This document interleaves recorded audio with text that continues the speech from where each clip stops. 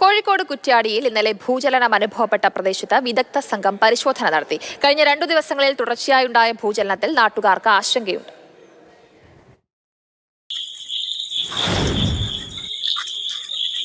ഇന്നലെ രാത്രി 8 മണിയോട് കൂടിയാണ് കായക്കൊടി പഞ്ചായത്തിലെ 4-5 വാർഡുകളിൽ ഭൂചലനം അനുഭവപ്പെട്ടത്.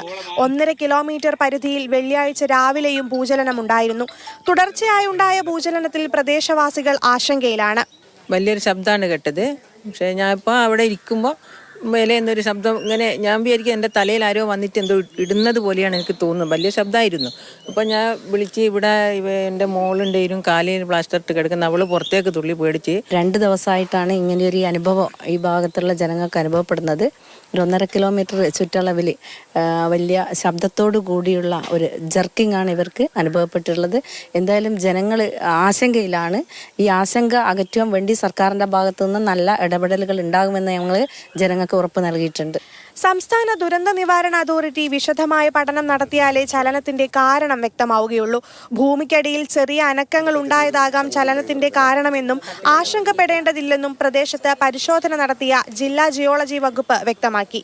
വലിയ ആശങ്കപ്പെടേണ്ട കാര്യങ്ങളൊന്നും ഉണ്ടായിട്ടൊന്നും തോന്നുന്നില്ല. ചെറിയൊരു അനക്കം എന്തോ നടന്നിട്ടുണ്ട് ഭൂമിക്കുള്ളിൽ. ഭൂചലനമായിട്ടും ഒന്നും റിപ്പോർട്ട് ലഭിച്ചിട്ടില്ല. തുടർച്ചയായി ഇത്തരം പ്രതിഭാസമുണ്ടാകുന്നത് എന്തുകൊണ്ടെന്ന് വിദഗ്ധ സംഘം പഠിക്കണമെന്നും തുടർ നടപടികൾ സ്വീകരിക്കണമെന്നുമാണ് നാട്ടുകാരുടെ ആവശ്യം. മാതൃഭൂമി ന്യൂസ്, കോഴിക്കോട്.